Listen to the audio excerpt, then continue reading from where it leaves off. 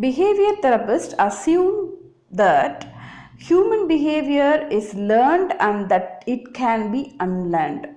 They identify the behavior that needs to be changed, such as a phobia or an addiction or a nervous problem, and then set about changing it through reinforcement, punishment, and other principles of learning.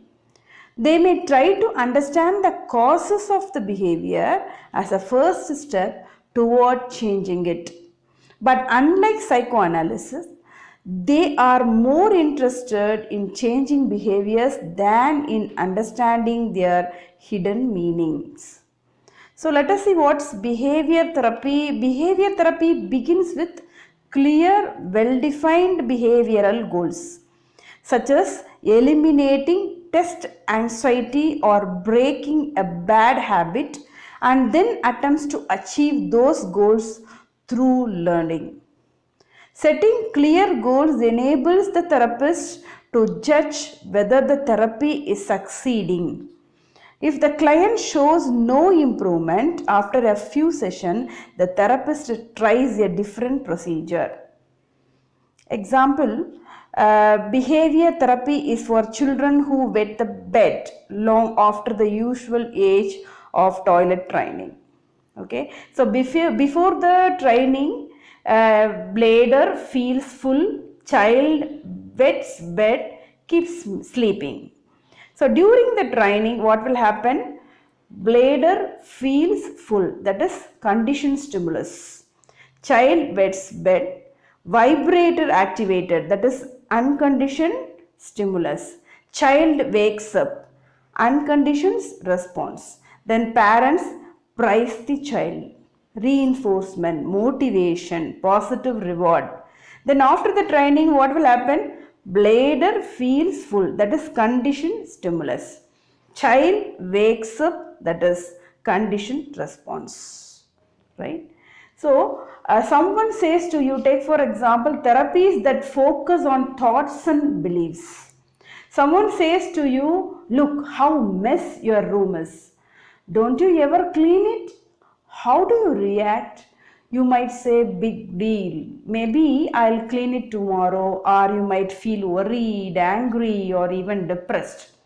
If you get upset, it may not be because you were criticized, but because you want everyone to believe that you are clean and tidy, right? Some therapists focus on the thoughts and beliefs that underlie emotions reactions. Unlike psychoanalysts, these therapists are more concerned about what their clients are thinking right now than about the early experiences that led to the thoughts. Next therapy may be cognitive and rational emotive therapies. Cognitive therapy seeks to improve people's psychological well-being by changing their thoughts and beliefs, their cognitions. For example, someone who has undergone an extremely stressful experiences. Okay, so what they will feel, it was my fault, it will happen to me again and again, like that, and all their things. So the cognitive therapist tries to identify these thoughts and encourages the client to explore the evidence behind them. Usually the clients will discover that the beliefs are unjustified and eventually learns to identify and challenge the disruptive thoughts.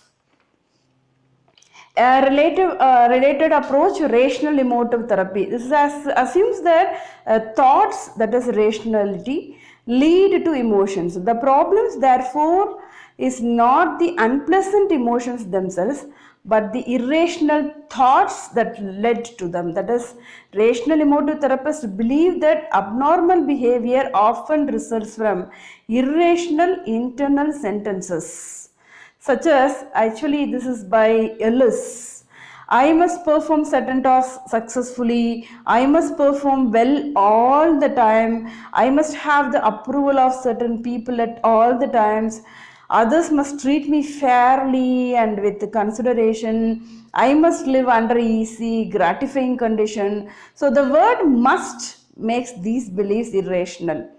Rational emotive therapists try to identify irrational beliefs and then contradict them. They urge client to substitute other more realistic intonation, that is internal sentences. Okay, this is for rational emotive therapy.